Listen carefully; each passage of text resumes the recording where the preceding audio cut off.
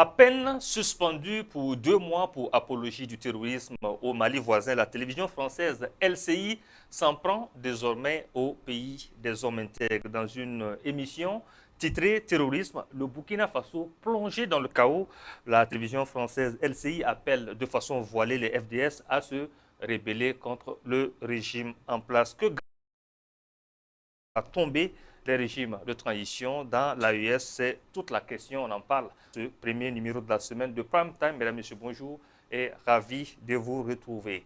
Et pour le décryptage de cette actualité, je suis en compagnie de monsieur Adama Amadé Sigiré. Monsieur Sigiré est écrivain, professionnel, formateur en leadership et management des cellules sociales. Bonjour monsieur Sigiré. Bonjour monsieur Davira.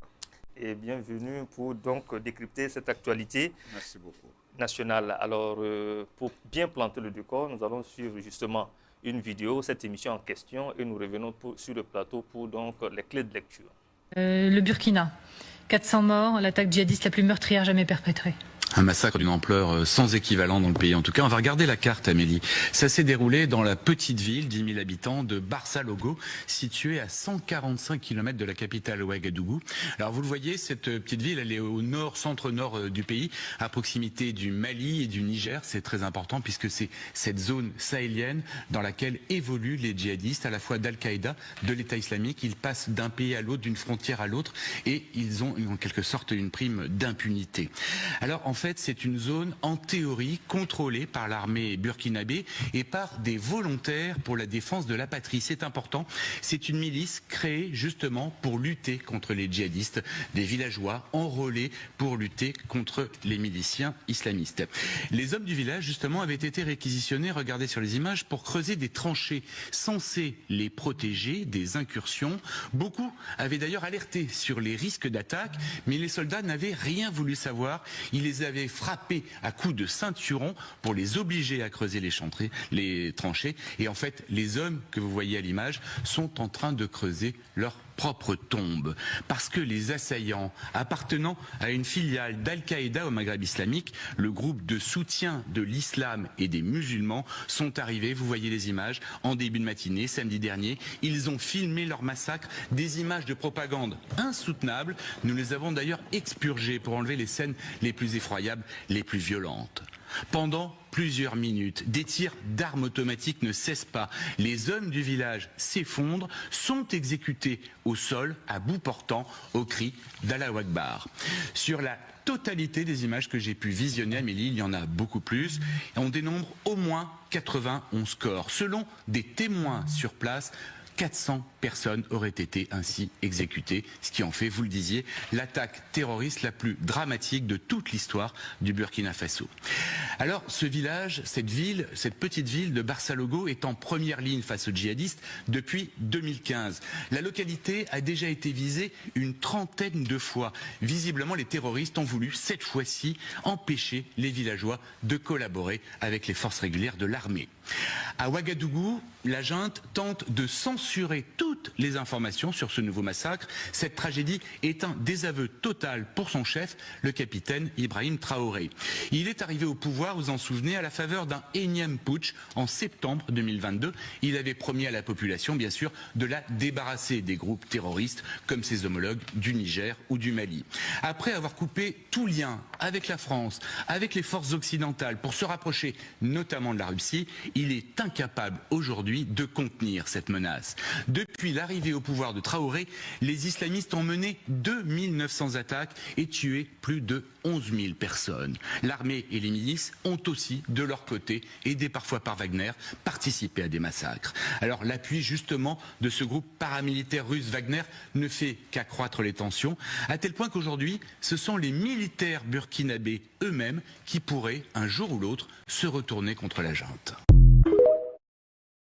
Donc une émission pleine de désinformations que nous allons décrypter avec notre invité du jour, M. Adama Sigiré. Alors, M. Sigiré, je vais faire déjà une halte sur un passage du journaliste qui dit que après avoir coupé tout lien avec la France et avec les forces occidentales pour se rapprocher de la Russie, il est incapable, le Burkina Faso donc est incapable aujourd'hui de contenir les menaces terroristes. Alors, est-ce que c'est une impression que vous avez après donc le divorce avec la France, la tendance est en hausse ou baissière? Oui, merci beaucoup, Monsieur Dabira. J'ai écouté effectivement cette partie-là avec beaucoup d'intérêt. Et que c'est ça aussi les médias français, et c'est ça aussi la communication. Ici, on voit un journaliste qui prend parti, qui communique pour son pays et contre le Burkina Faso. Et il le fait de la pire des manières, surtout pour le Burkina Faso, avec des propos mal changés, avec des chiffres qui n'ont vraiment pas, qui ne sont pas vrais. On ne sait d'ailleurs même pas où il tire ces chiffres-là. C'est là toute la question. Voilà, Pendant que le gouvernement burkinabé n'a pas communiqué, n'a pas donné un bilan officiel, on ne sait pas d'où est-ce qu'il trouve justement ces chiffres. C'est ce que je suis en train de dire. Et c'est ce qui est extrêmement grave. Et c'est ce qui montre aussi sa volonté de communiquer pour son pays et surtout de communiquer contre le Burkina Faso en particulier et les États de l'AES en général. Donc, sur ce que vous êtes en train de dire, effectivement, il faut croire dans sa communication que c'est parce que le Burkina Faso a coupé les liens avec la France que le terrorisme ne prend pas fin. Il oublie pourtant que le gouvernement de Roch-Marc Christian Kaboré a passé tout son temps à collaborer avec la France et qu'il y avait même des forces françaises ici au Burkina Faso comme au Mali. Cependant, les forces françaises n'ont pas pu mettre fin à la guerre. Et de façon pratique et même de façon réaliste, on peut dire que si le capitaine Ibrahim Traoré n'était pas venu le 30 septembre 2022, peut-être même que Ouagadougou ne serait pas là aujourd'hui. Parce qu'aujourd'hui, dès son arrivée, l'armée est montée en puissance. Nous sommes à 69% de l'armée est montée en puissance, c'est une réalité à tous les niveaux, que ce soit au niveau de l'équipement, que ce soit au niveau de la mobilisation, que ce soit au niveau de la lutte contre sur le terrain. Et là, ce sont des faits. Ce sont des faits, ce sont des réalités qu'il ignore sciemment. Il le sait en réalité, mais il refuse de communiquer sur cela. Il veut nous faire comprendre que le problème vient du fait que nous avons décidé de rompre avec la France, ce qui est archi faux. C'est un journaliste ici de mauvaise foi qui prend parti et qui décide de communiquer pour son pays. C'est son droit. C'est son droit le plus absolu. C'est son droit le plus absolu. C'est ce que certains de vos confrères ici aussi au Burkina Faso ne comprennent pas. J'ai toujours dit qu'il n'y a pas d'information en période de guerre. Ça n'existe pas. En période de guerre, il n'y a que de la communication. Et aujourd'hui, les médias occidentaux et les médias français en particulier ont fait leur choix de communiquer pour la France à travers la désinformation, le mensonge et tout.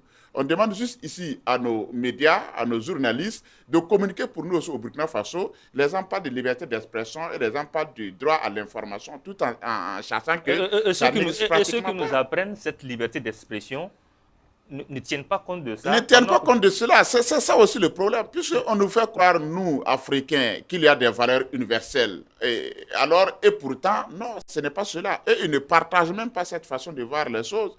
On nous inculque des notions qui vont contribuer à nous détruire. Et ceux même qui nous montrent ça refusent de faire. Quand vous regardez sa façon de communiquer, faire croire que c'est parce que le Burkina Faso a rompu avec la France, alors qu'en réalité, depuis que nous avons rompu avec la France, on se sent mis à tous les niveaux.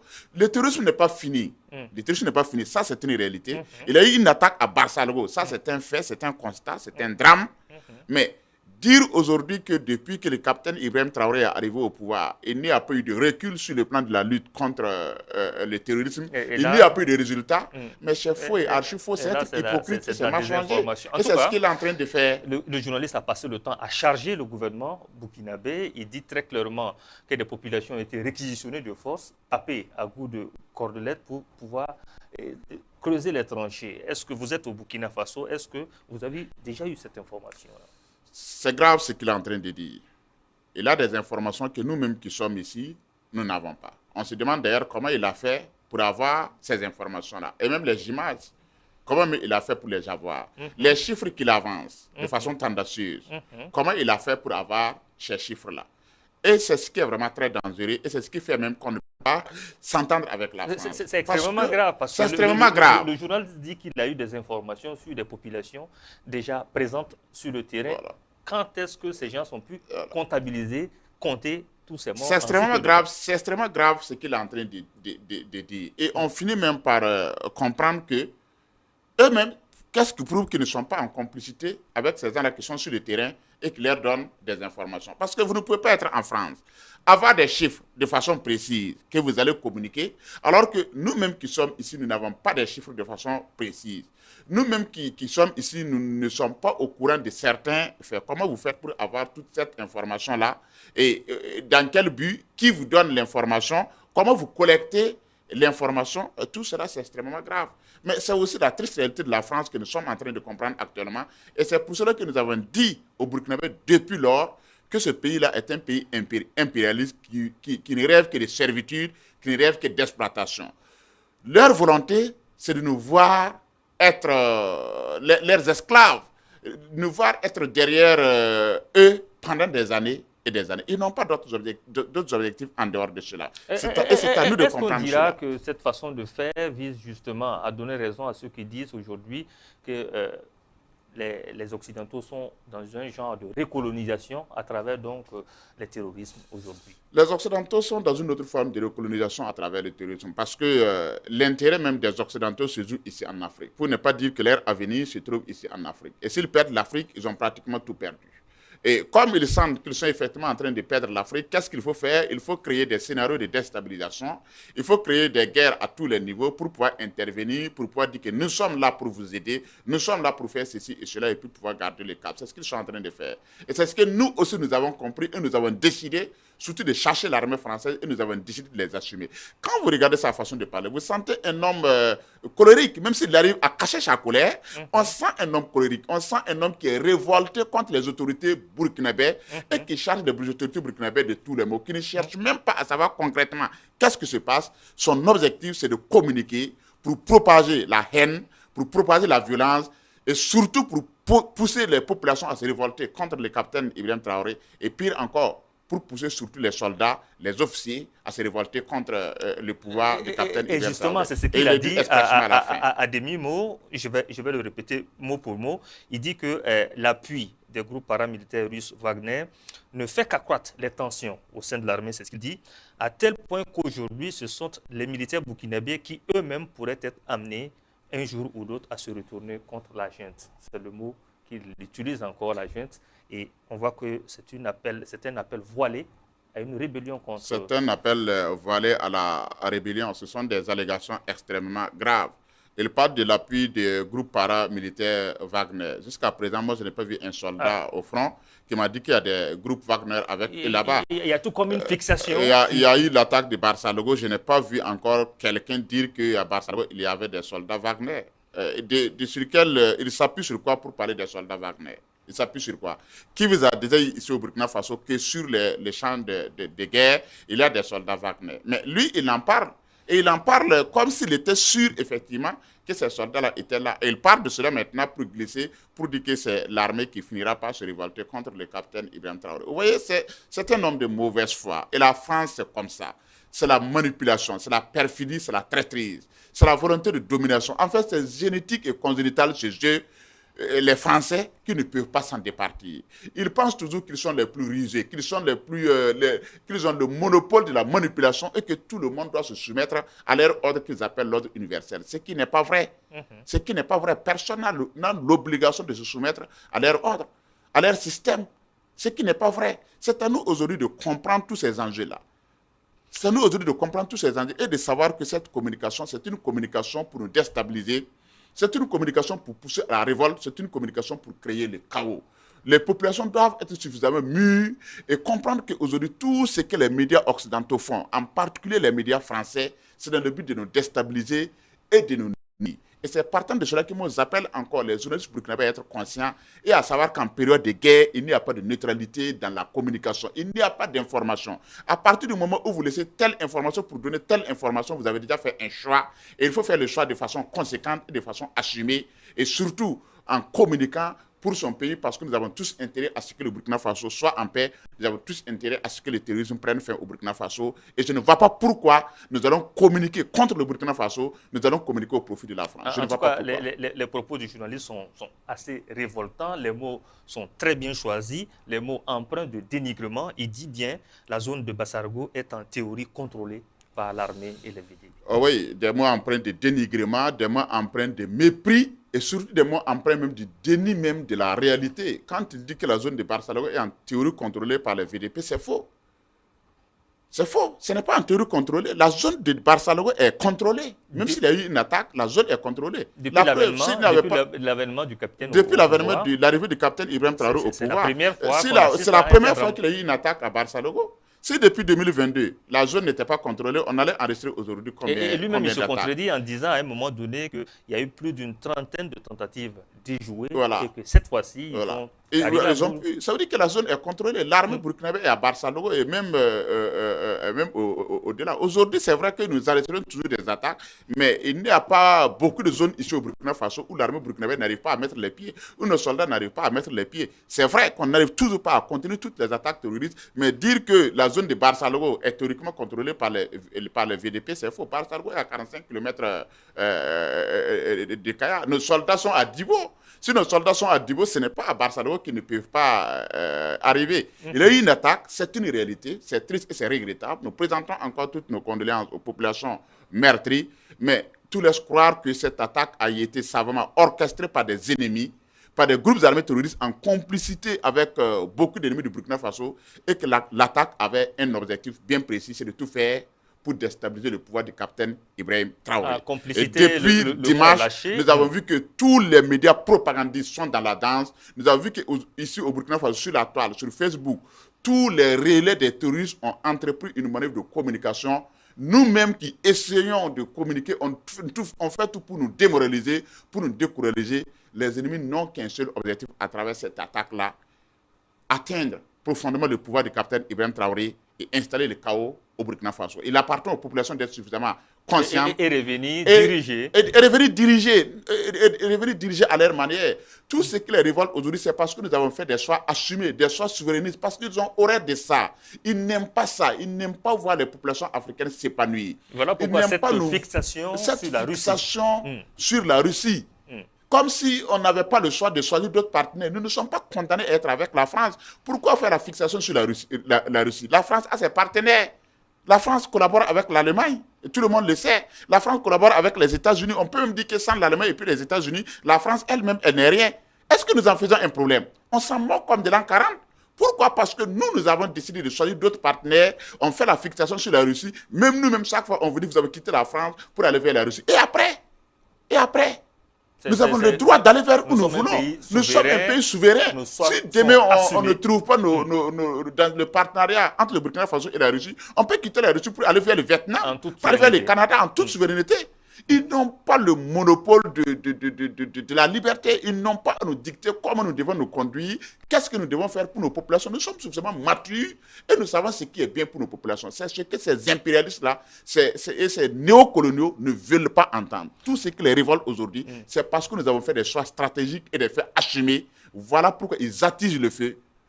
Et leur objectif, c'est de tout faire pour nous déstabiliser, mais nous avons suffisamment compris. Et je pense que les populations sont matures et que les populations ne vont pas tomber. Les Burkinabés ont suffisamment compris parce que nous avons assez souffert. Notre mal n'a pas commencé aujourd'hui. Depuis les indépendances, nous sommes dans ce scénario impérialiste-là où mais ceux-là qui relaient ces genres d'informations, ce sont des Burkinabés, même s'ils ne sont pas sur le territoire national. Oui, effectivement. Mais aujourd'hui, le mal, c'est ce que nous avons dit. Le combat aujourd'hui, c'est entre nous-mêmes les Burkinabés. Puisque nous sommes divisés, il y a une fracture qui est là. Il y a des Burkinabés qui ont été délavés dans leur mentalité. Il y a des Burkinabés qui ont été suffisamment corrompus par le système impérialiste, par le système néocolonial, qu'eux-mêmes, ils ont fini par se convaincre que nous n'avons pas d'autre voie, si ce n'est que la France. Mais combien de gens nous disent que nous n'allons pas trouver notre voie à partir du moment où nous avons rompu avec la France? Mais il y a des damnés au Burkina Faso. Il y a des Burkinabés qui ne croient même pas en eux, qui ont tellement été corrompus par le système éducatif pro-impérialiste qu'on nous a imposé, qu'eux-mêmes, ils ne font pas, incapables de réfléchir par eux-mêmes et pour eux-mêmes. Qu'eux-mêmes, ils ne croient plus en eux, ils ne croient plus en leur capacité d'autodétermination, ils ne croient plus en leur capacité de s'assumer, qu'ils sont devenus des valets locaux, comme le président a dit, des esclaves de salon, et ils n'ont d'espoir qu'avec le système néocolonial français. C'est bien dommage parce que les informations qui nous sont parvenues, vous avez tantôt parlé de complicité interne. Alors, les informations qui nous sont parvenues, c'est qu'à la suite donc, justement de l'attaque, il y a eu couvre-feu et près de 200 téléphones satellitaires ont été retrouvés chez des citoyens. Oui, Dabira. Le mal est tellement profond. Le mal est tellement profond. L'attaque de Barça-Logo est un véritable sabotage. C'est difficile de tracer les téléphones satellitaires étant donné que le Burkina n'a pas encore de satellite. Oui, c'est ça le problème. Voilà pourquoi aussi les terroristes préfèrent communiquer avec les téléphones satellitaires tout en sachant que la traçabilité est aussi compliquée.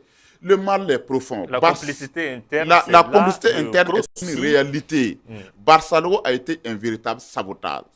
Ce sont des Burkinabés en complicité avec les terroristes qui ont monté l'attaque de Barça-Logo. Et leur objectif, c'est de déstabiliser le pouvoir. Leur objectif, c'est de toucher profondément les populations dans leur mental, discréditer le capitaine Ibrahim Traoré aux yeux des populations. Quand ils vont finir de avant de se rebeller contre son prédécesseur, c'est ça. Quand ils vont discréditer le capitaine aux yeux des populations maintenant, certainement les officiers valets locaux qui sont derrière eux vont maintenant se mettre à la manœuvre et puis certainement faire un coup d'État pour prendre le pouvoir. Voilà la stratégie qui était tracée. Sinon, si réellement tout le monde était sincère et s'il n'y avait pas de complicité, l'attaque de Barça-Logo ne pouvait pas avoir lieu. Mais les populations ont compris que l'objectif aujourd'hui, c'est d'interrompre la voie de souveraineté sur laquelle nous sommes. Et vous voyez, depuis que l'attaque s'est passée, c'est vrai que les gens ont été profondément touchés, les populations sont meurtries, mais les gens sont plutôt dans un élan de solidarité. Les gens ne sont pas dans un élan de contestation du pouvoir du capitaine Ibrahim Traoré.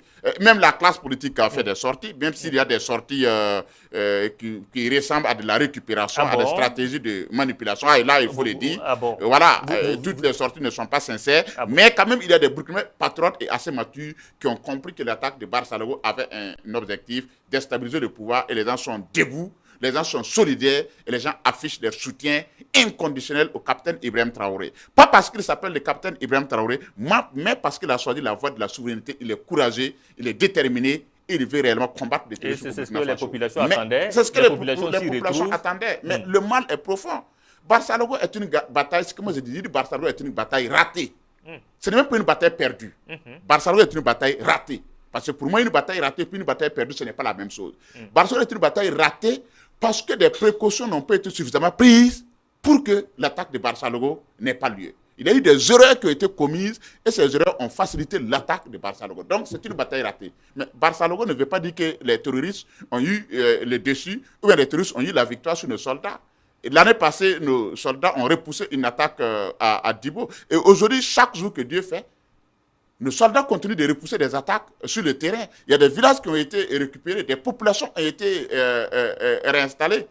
La lutte contre le terrorisme avance certainement, mais dans la sueur et le sang. Et la guerre, c'est aussi comme ça. Il n'y a pas une règle qui dit que dans la guerre, il n'y a qu'un seul camp qui va perdre. Non, tous les deux camps peuvent perdre, tous les deux camps peuvent enregistrer des défaites, mais l'essentiel, c'est de rester dans la détermination, c'est de rester dans la combativité et de savoir que c'est le plus endurant, le plus déterminé et qui va gagner cette guerre-là. Et pour le moment, nous sommes le plus endurants et les plus déterminés. Pour ceux qui sont aujourd'hui convaincus que Barça-Logo a été très bien choisi, Barça-Logo n'est même pas à la frontière justement avec le Mali. Il y a quand même d'autres contrées avant le Mali. Alors, on dit que c'est le capitaine Ibrahim Traoré qui avait pu, justement, avant de se rebeller contre son prédécesseur, sécuriser la zone de Barça-Logo et fortifier jusqu'au jour de ce jour noir où il y a eu le drame. Donc, toucher Barça-Logo, c'est toucher le président dans son... Barça-Logo, M. Dabira, a été une attaque très stratégique. Toucher Barça-Logo, c'est toucher profondément au moral du capitaine Ibrahim Traoré. Parce que tout le monde sait que le capitaine, il a fait la région militaire, la première région militaire, qui est Kaya. Et que c'est lui qui s'est battu corps et âme pour même sécuriser la zone de Barça-Logo. Alors, on s'est dit, on peut attaquer dans d'autres lieux, mais si on choisit la zone de Barça-Logo de façon stratégique et que les terroristes arrivent à faire un hécatombe là-bas, arrivent à tuer des populations là-bas, le président sera fondamentalement touché parce qu'il va se dire que c'est là où lui-même il a mené le combat et que c'est là où il croit avoir gagné la victoire, c'est cette zone-là qui retombe entre les mains des groupes armés terroristes. C'était à dessein. C'était à dessein. C'est-à-dire que quand vous analysez tout ce qui s'est passé à Barça-Logo, rien n'a été fait à Barça-Logo au hasard. Tout a été monté, tout a été planifié depuis même des mois, depuis des jours, par les groupes armés terroristes, en complicité avec les communicants des groupes armés terroristes qui sont sur les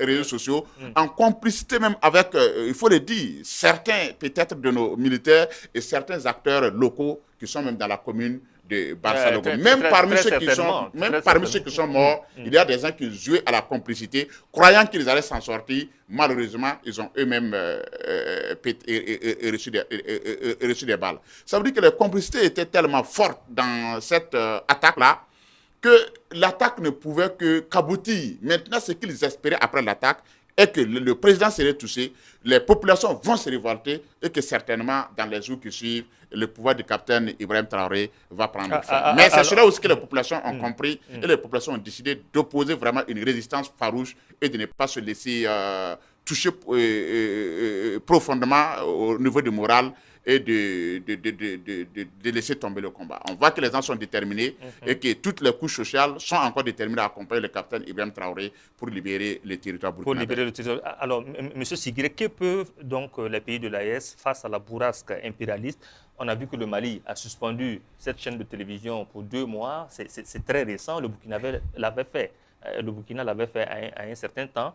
Mais toujours, il continue d'acculer, de faire donc la promotion donc, du terrorisme. Oui, je crois que la chaîne a été suspendue par le Mali il y a quelques jours de cela, par les autorités maliennes, parce que c'est une chaîne qui est dans la propagande, qui est dans le mensonge, qui est dans la communication vraiment impérialiste, qui est dans le déni des réalités qui se passent ici dans les États de l'AIS. Non, c'est à nous de prendre conscience. C'est à nous de savoir que la communication aujourd'hui est une arme et que ce que ces journalistes français, ces journalistes occidentaux sont en train de faire, c'est de bonnes guerres. Ils sont en train de communiquer pour leur pays. Ils sont en train de communiquer pour ceux qui financent leurs médias. Un média, ça a toujours été financé par quelqu'un.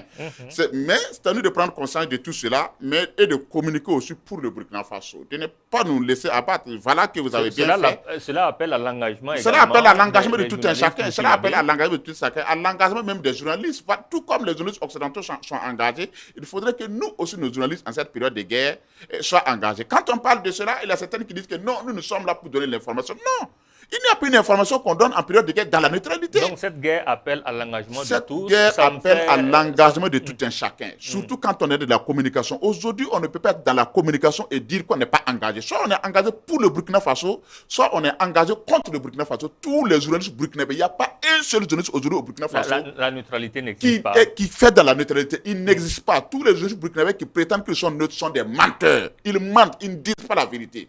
Soit ils n'ont pas le courage d'assumer la position qu'ils ont eu à prendre. Et moi, je les invite à assumer leur position parce que de toutes les façons, les populations regardent et les populations savent qui est qui.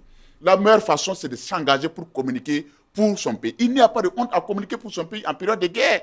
Il n'y a pas de honte à dire je donne l'information de telle sorte que les soldats aient le moral, que les populations aient le moral, que les populations ne se découragent pas et que les gens aient le courage pour aller à l'offensive pour contrer les groupes armés terroristes. Vous avez quel intérêt à donner des informations qui affaiblissent le moral des troupes? Vous avez quel intérêt à donner des informations qui vont révolter les populations en cette période de guerre? Et si vous le faites, c'est que vous le faites le jeu des terroristes et peut-être même que vous êtes en complicité avec les groupes armés terroristes. Il n'y a pas un seul média actuellement au Burkina Faso qui n'a pas pris position dans cette période de guerre-là. C'est seulement qu'il y a des médias peut-être comme vous qui avez décidé de vous assumer, urbi et orbi, parce que vous aimez votre pays, parce que vous aimez votre nation. Et nous recevons des coups pour cela. Mais c'est tout à fait normal. Tout comme nous aussi, nous recevons des coups. Tout comme nous aussi qui avons décidé de rester du bon côté de l'histoire, nous recevons des coups. Vous ne pouvez pas vous engager aujourd'hui dans cette guerre-là et puis ne pas recevoir les coups. Mais de toute façon, ce qui fait l'homme, c'est sa capacité de déterminer et c'est sa capacité d'être lui-même. Que les gens soient contre vous, ce n'est pas un problème. Mais ils sont contre vous pourquoi? Est-ce que vous avez volé? Est-ce que vous avez tué quelqu'un?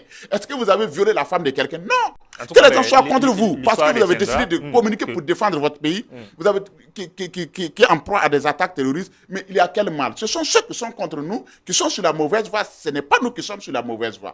Moi, j'invite tout un chacun à s'assumer en cette période de guerre et à savoir que guerre, elle se fait par les kalash, elle se fait par des armes sur le terrain, mais la guerre aujourd'hui aussi une guerre communicationnelle. Et il n'y a pas de neutralité dans cette guerre de communication. Moi, aujourd'hui, quand quelqu'un vient sur ma page pour parler de quoi, je rentre sur sa page et j'essaie de regarder. Si vous êtes là, aujourd'hui, en tant que Burkinabé, et sur cette page, vous n'avez, en 2-3 mois, vous n'avez jamais publié un seul mot pour encourager les soldats burkinabés, c'est que votre position même, d'abord, est dubitative. Et moi, je me permets de croire qu'un Burkinabé qui, aujourd'hui, reste insensible face à la douleur qu'éprouvent les populations, certainement, qui t'a décidé de communiquer pour les groupes armés terroristes, ou bien, en tout cas, tu n'es pas content de ce qui se passe et tu voudrais que les choses, la situation se détériore. Ce qui est fort déplorable, vous avez évoqué l'engagement citoyen. Cela me fait penser à la sortie récente du ministre d'État Bassolma Bazé qui disait donc que chaque village devrait pouvoir s'impliquer, chacun devrait pouvoir se donner pour donc aider les FDS et les VDP à nous défendre comme il se doit et à finir définitivement avec le terrorisme au Burkina Faso. Un commentaire? Oui, certainement. Je partage le point de vue du ministre d'État, le ministre Bassolma Bazé. Aujourd'hui, la guerre est devenue populaire. C'est-à-dire que tous les Burkinabés doivent s'impliquer dans cette guerre-là. On ne peut pas seulement laisser cette guerre aux soldats et aux VDP, quand bien même ils sont de très bonne volonté, ils sont assez courageux, déterminés et téméraires, mais il faudrait que tous les Burkinabés s'impliquent dans cette guerre-là. On peut s'impliquer dans la guerre de 1000 manières. On peut s'impliquer en donnant de l'information de façon stratégique. On peut s'impliquer en apportant sa contribution. Ça veut dire que les gens doivent même quitter dans cet état qu'il y a des soldats et des VDP qui doivent chaque fois venir nous défendre. Les gens doivent adopter une attitude pour dire que désormais, nous sommes là pour accompagner les soldats et les VDP pour qu'ils nous défendent. Ils ne doivent pas seulement attendre l'assistance. Ils doivent eux-mêmes contribuer à ce que les soldats et les VDP puissent avoir les moyens nécessaires pour venir les défendre. Partout où ils sont, je pense qu'il faudrait qu'on arrive à ce niveau-là pour pouvoir vaincre les groupes armés. En tout cas, pour ce qui est de Kabasalgo, s'il y avait eu des dénonciations à temps, on aurait pu anticiper. C'est ce que moi je me dis. La question que je me pose, comment les groupes armés terroristes se sont mobilisés pour parcourir certainement, même ces 5 km qu'ils ont eu à parcourir, pour arriver sur le lieu de l'attaque. Et c'est quand ils ont commencé à ouvrir le feu que les gens se sont rendus compte qu'il y a eu une attaque. S'il y a eu des dénonciations avant même qu'ils n'arrivent sur le lieu de l'attaque, alors qu'ils étaient à 5 km, certainement les vecteurs aériens allaient même les intercepter là-bas, les neutraliser avant même qu'ils n'arrivent sur le site pour commettre l'attaque là. Mais qu'ils arrivent sur le site, et c'est quand ils vont ouvrir le feu que les gens se sont rendus compte que ce sont des groupes armés terroristes qui sont venus pour attaquer. Mon cher Dabira, il faut qu'on se dise la vérité. Il y a eu assez de complicité et des gens ont refusé de jouer le rôle patriotique qu'ils devraient jouer. Ils préfèrent jouer le jeu de l'Occident, de l'ennemi. Ouais. La télévision française LCI, faut-il donc le rappeler, est une chaîne d'information continue du groupe TF1. TF1 lui-même qui est détenu par le groupe Bouygues, c'est un multinational qui opère beaucoup en Afrique. Et dans le pays le plus proche de l'Afrique, c'est en Côte d'Ivoire que le groupe opère. On comprend pourquoi donc cette télévision charge tant ce régime, parce que ce régime ne prête pas le flanc aux jeux des Occidentaux. Ah oui, certainement. Ce que je suis en train de dire, les médias occidentaux ont complètement et clairement choisi leur parti. Communiquer pour l'Occident, communiquer surtout pour la France. Et pourquoi? Parce qu'ils estiment que nous, les pays de l'AIS, nous avons décidé de prendre notre souveraineté. Nous avons décidé de rompre surtout avec l'Occident, particulièrement avec la France. Et c'est ça qui les révolte. Vous allez voir que les pays qui collaborent, je ne vais pas citer de noms, mais un pays comme la Côte d'Ivoire, vous allez voir que des choses se passent en Côte d'Ivoire qui ne sont pas aussi catholiques que ça. Mais ces médias ne disent pratiquement rien. Quand ils vont peut-être braquer leurs caméras sur ces pays-là, ce n'est pas pour parler du mal de leur président. C'est d'ailleurs même pour dire qu'ils sont des présidents qui ont été démocratiquement élus par leur population, c'est pour faire des éloges. Ils sont en train, nous, de nous charger parce que seulement nous avons décidé de nous assumer. Et moi, ça ne m'étonne pas. De toute façon, vous avez dit à beaucoup de c'est un jeu d'intérêt. Ça ne m'étonne pas, c'est un jeu d'intérêt. Mais le monde est ainsi réussi. Le monde n'est pas un dîner de gala. Le monde, ce n'est pas une rencontre entre amoureux où on est là, je t'aime, mon non plus. Non, ce n'est pas comme ça. Hein. Le monde, c'est une lutte. Le monde, c'est ce que nous n'avons pas compris depuis longtemps. Les Occidentaux ont compris ça. Le monde, ce n'est pas des salamalek. Le monde, ce n'est pas une église, ce n'est pas une mosquée. Le monde, c'est un terrain de conquête, c'est un terrain de domination. C'est un terrain où ce sont les intérêts qui priment.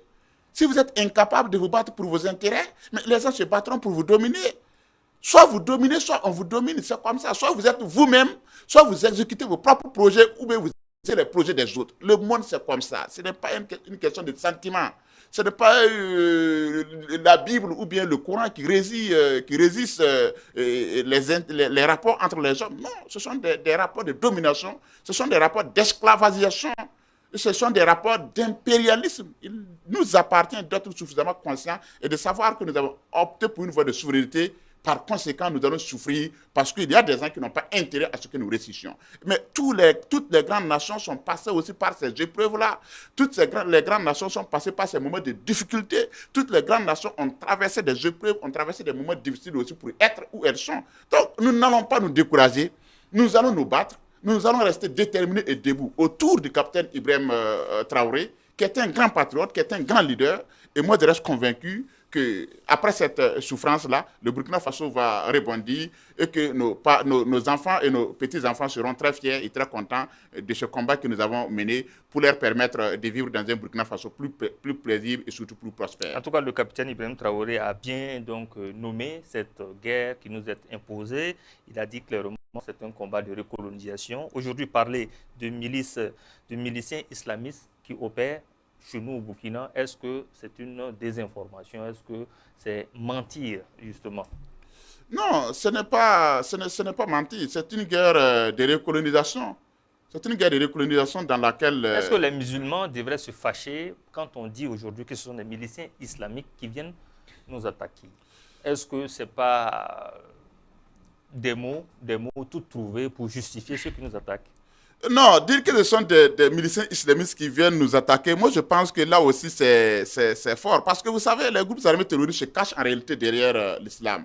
Croire que ce qu'ils sont en train de faire, c'est réellement ce que recommande l'islam, ou bien ce sont des acteurs musulmans qui financent la guerre du terrorisme. Non, moi je ne suis pas parfaitement d'accord. Il se pourrait peut-être qu'il y ait certains pays musulmans qui sont derrière eux, mais ils ne sont même pas derrière eux pour des buts religieux, ils sont plutôt derrière eux pour des buts politiques. C'est ça la réalité.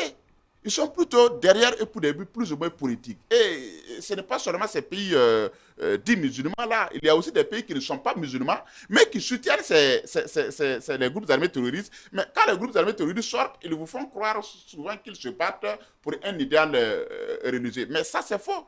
Quand vous arrivez à lire entre les lignes, vous savez que les slogans qu'ils chantent, quand souvent ils veulent tirer, c'est juste seulement pour faire perdre les gens, pour que les gens ne comprennent pas la stratégie. Sinon, ceux qui sont derrière ces groupes armés terroristes-là, vous pensez qu'ils sont seulement des pays musulmans? Non, il y a des pays européens qui n'aiment même pas l'islam et qui sont derrière ces groupes armés terroristes et qui leur donnent des armes. Donc, cette lutte n'est pas une lutte religieuse. Non, c'est une lutte de recolonisation, c'est une lutte de reconquête. C'est une lutte plutôt politique de nos territoires par les pays impérialistes qui ont leurs intérêts ici parce que notre sous-sol est riche, nous avons des matières premières, nous avons de la richesse. C'est ça le problème. Ce n'est pas une lutte pour propager la parole de Dieu. Non, loin de là. Certainement qu'il y a ces ignorants-là souvent à qui on fait croire qu'il faut chanter le nom de Dieu. Non, Dieu n'est pas mêlé dans cette affaire-là. C'est une lutte entre les hommes au nom de leurs intérêts. Voilà donc qui met un terme à cette émission. Merci beaucoup, Adama Sigiri d'être passé. Je rappelle que vous êtes écrivain professionnel, formateur en leadership et management des cellules sociales plutôt. Merci d'être passé. Merci beaucoup. Merci à vous, fidèles téléspectateurs de la C360. Et restez toujours connectés au programme de la télé pour ne rien rater. Abonnez-vous sur nos différentes plateformes. Merci et à tout moment.